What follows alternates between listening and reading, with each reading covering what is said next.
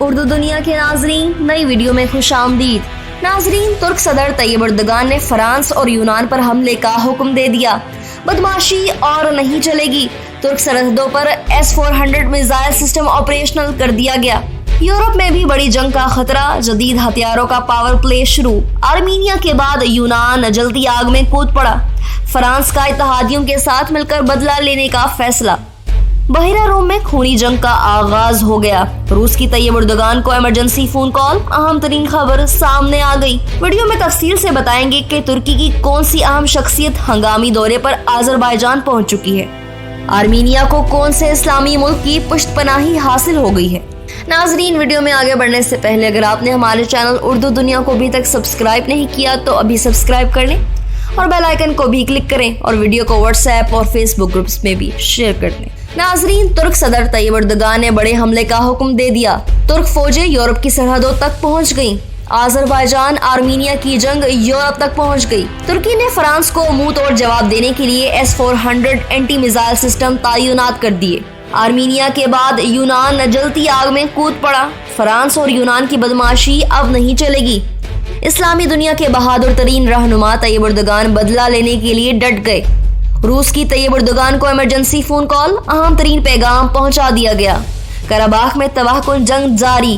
آذربائیجان نے اپنے تمام علاقے آزاد کروانے کی ٹھان لی۔ آذربائیجانی صدر نے فوج کی وردی پہن کر قوم کو بڑی خوشخبری سنا دی، مگر آرمینیا کے بعد یورپی سرحدوں پر پاور پلے کا آغاز ہو گیا۔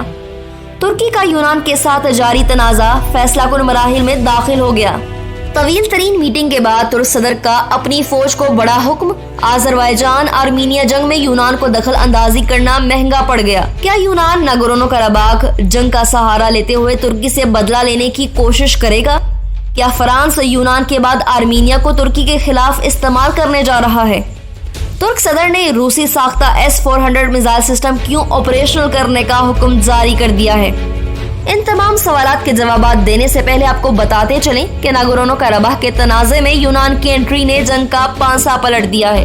ترکی اور یونان کے مابین وسائل کی جنگ حقیقی جنگ میں تبدیل ہو گئی ہے۔ ترک فوج نے F-400 میزائل سسٹم کا کامیاب تجربہ کر لیا۔ عالمی ماہرین کے تمام تر خدشات ایک ایک کر کے سچ ثابت ہونے لگے۔ ناگورنو قرباخ جنگ میں روس کی براہ راست جنگ میں شامل نہ ہونے کی اصل وجہ سامنے آ گئی۔ اس کے ساتھ ساتھ اس جنگ میں عالمی طاقتیں بھی کودتی نظر آ رہی ہیں۔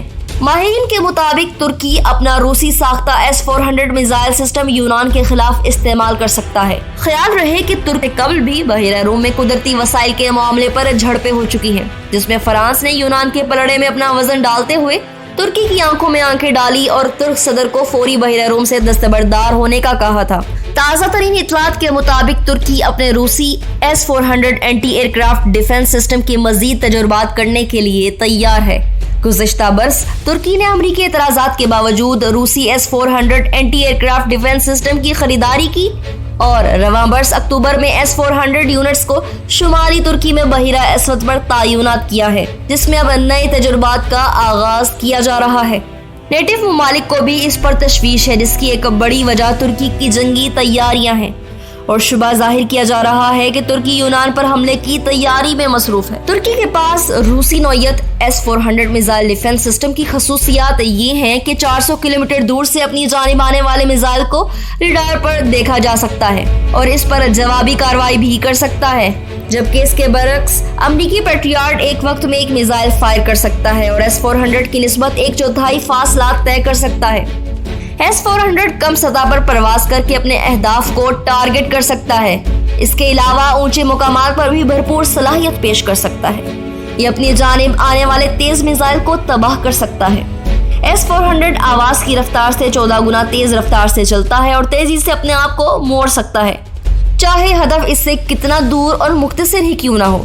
اس میزائل سسٹم کو اب تک کا انتہائی مہلک ڈیفنس سسٹم کا نام دیا گیا ہے۔ یاد رہے کہ 2017 میں انقرہ نے روس کے ساتھ S-400 کی خریداری کا معاہدہ کیا تھا، جو کہ 2019 کے مہینے جولائی میں $25 ارب کی خریداری کے تحت 4 میزائلز ترکی کو فراہم کیے گئے تھے۔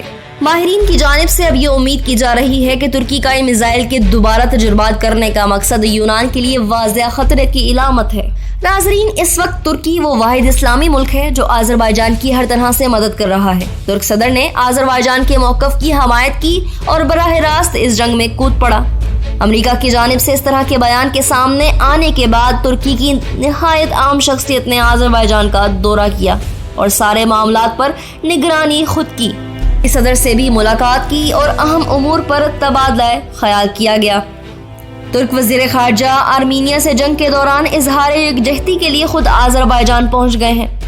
तुर्क वज़ीर ख़ारजा मेवलूद चाविश ओलो आज़रबाईजान के दारुल हुकूमत बाको पहुंचे तो आज़री सदर इल्हाम अलीफ ने इनका इस्तकबाल किया। तुर्क वज़ीर ख़ारजा मेवलूद चाविश ओलो आज़रबाईजान के दारुल हुकूमत बाको पहुंचे तो आज़री सदर इल्हाम अलीफ ने इनका इस्तकबाल किया। दोनों रहनुमाओं के दरमियान मुलाकात हुई जिसमें नागोर्नो कराबाख के मामले पर गुफ्तगू की गई।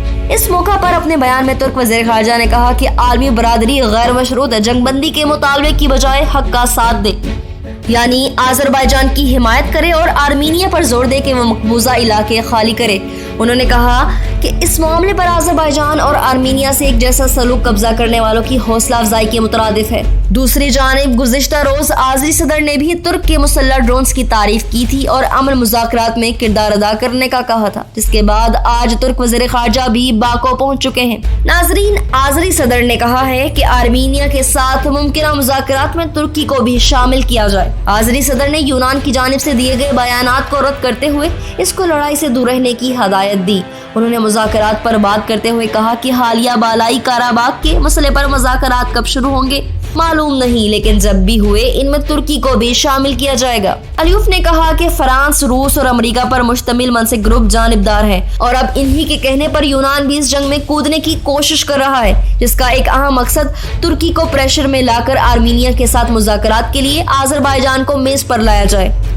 तुर्क कौमी असम्बली के स्पीकर मुस्तफा शेनतोप का कहना है कि अब आर्मीनिया एक आलमी मसले की शक्ल इख्तियार कर चुका है और आर्मीनिया गलत रास्ते पर गामजन है। उन्होंने अपनी ट्वीट में लिखा है कि मास्को के फायरबंदी मुआहदे के बावजूद आर्मीनिया सिविल अहदाफ को निशाना बनाने के अमल को जारी रखे हुए है। इन हमलों के जरिए बराह रास्त शहरियों को हदफ बनाए जाने की बिना पर जंगी जुर्म होने और इसके खिलाफ अदालती कार्रवाई किए जाने पर जोर देने वाले शेनतोप ने बताया कि आर्मीनिया अब एक आलमी मसले की माहियत हासिल कर चुका है। नए आने वाले नाजरीन से एक बार फिर गुजारिश है, हमारे चैनल को सब्सक्राइब करें और घंटी के बटन को क्लिक जरूर करें। वीडियो पसंद आने पर फेसबुक और व्हाट्सएप ग्रुप्स में भी शेयर कर दें।